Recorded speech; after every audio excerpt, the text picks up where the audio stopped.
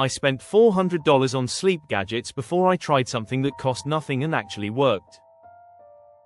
A ring that tracked my sleep stages, a weighted blanket, a white noise machine with 12 settings I never understood.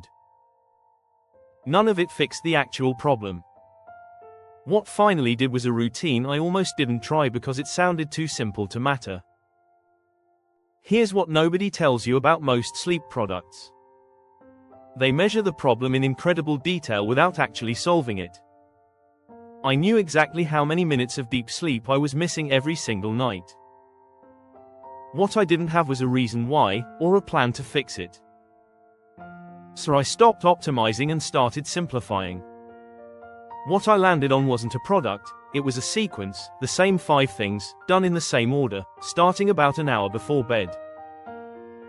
No app required, no subscription, nothing to charge overnight except my phone, which is actually step 1. Step 1, phones leave the bedroom entirely, not just face down on the nightstand, actually out of the room. This wasn't about willpower, it was about removing the temptation completely. Blue light exposure before bed delays melatonin release, but honestly, the bigger issue was always the scrolling itself. Step 2, dim every light in the house starting 1 hour before bed. Not off entirely, just dim.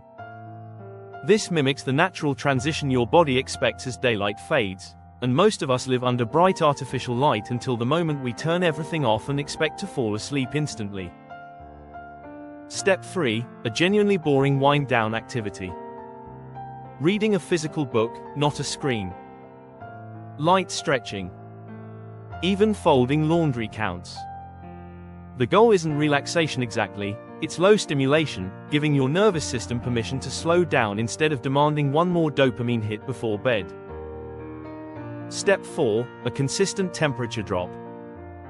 Your body naturally cools slightly as you fall asleep, and a room that's too warm actively works against that process. Even just cracking a window or lowering the thermostat a few degrees before bed made a noticeable difference within the first few nights. Step 5, and this is the one people skip most often. A genuine mental offload before lying down. 2 minutes writing down whatever's still running through your head, tomorrow's tasks, unfinished worries, anything.